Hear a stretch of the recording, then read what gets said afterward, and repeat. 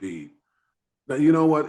What blows my mind, and I think what really is difficult for a lot of our people to reconcile in their own minds is how is it that we could be builders of magnificent stone monuments and develop the first calendar and all of the areas that you said that we were the first in. Yet today we're on the margins of society wherever we're at. We're on the bottom rung of the human family because of the global system of white supremacy. What happened to us? I mean, and I know that's probably a very detailed answer, but what happened to us? Can you get into some of the details about how we devolved in that way? And I know that Chancellor Williams got into some of that in his book, The Destruction of Black Civilization. Okay, let me answer that. The first thing is as I'm doing more and more research, I'm finding out that the idea that we are on the bottom rung of society is itself propaganda. Okay. This is what it is. Let me explain what I mean by that. As I'm doing more and more research, let me just take something that may seem totally unrelated, but it's related. Opera.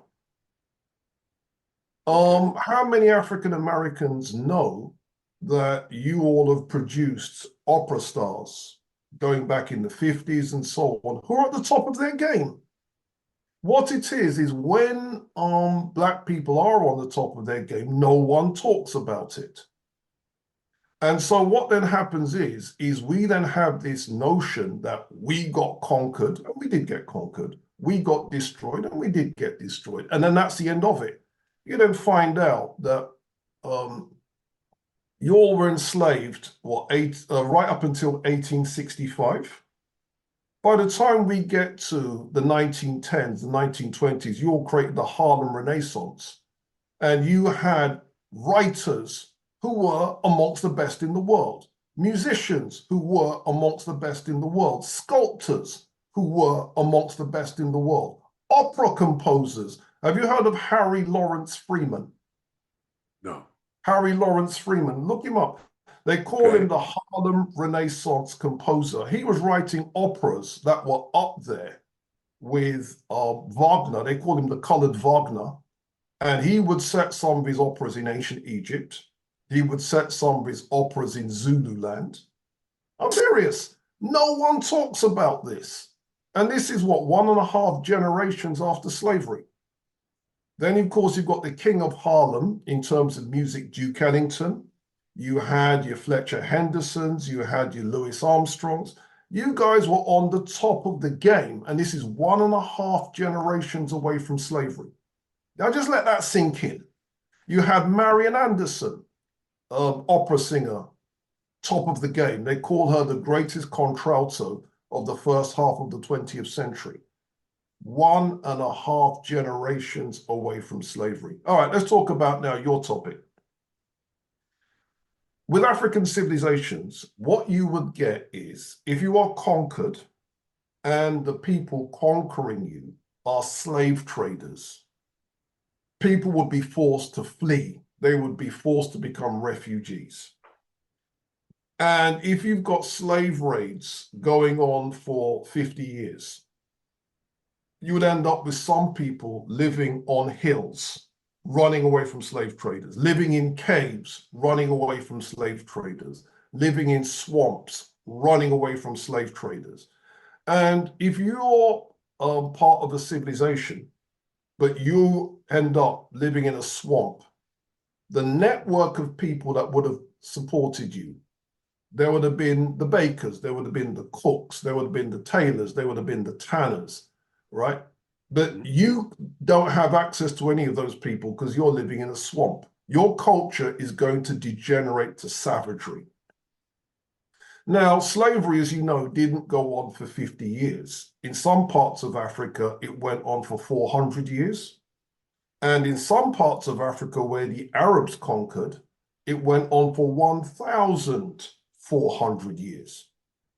And so what then happened was people that had great civilizations, they ended up swamp dwellers. They ended up cave dwellers, especially if the slave raiding goes on and on and on. And then consequently, people can't rebuild. So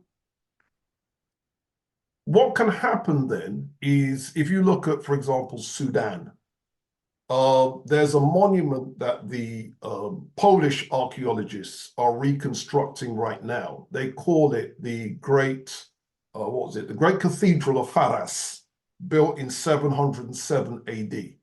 And if you look at the reconstruction, it doesn't look that different to the great monument in central London, St. Paul's Cathedral. How many Black Sudanese people today know that their ancestors built that? Do you see? And that very often happens. Those of us that were captured and enslaved, how many of us remember that in West Africa we had universities like Timbuktu, where we were doing mathematics in the 16th century on the same level of the second year of a French master's degree right now. And these are the kinds of things that if we don't know, we don't know. People from Central Africa. One of the things I use as teaching material is ballroom dance. The reason I mention that is ballroom dance is an example of high culture. It's different to folk dance. Folk dances is dances of the masses, ballroom dance. And then when you trace them back, the different ballroom dances, the rumba, the tango, the cha-cha-cha, the African-American one. In England, we call it the jive. You call it the Lindy Hop, right? You have a situation where almost every ballroom dance has an African origin, and a lot of it coming from Central Africa, from Congo. Did we know this? Hell, even the first rock and roll dance, the twist, is Congo in origin. Do you see?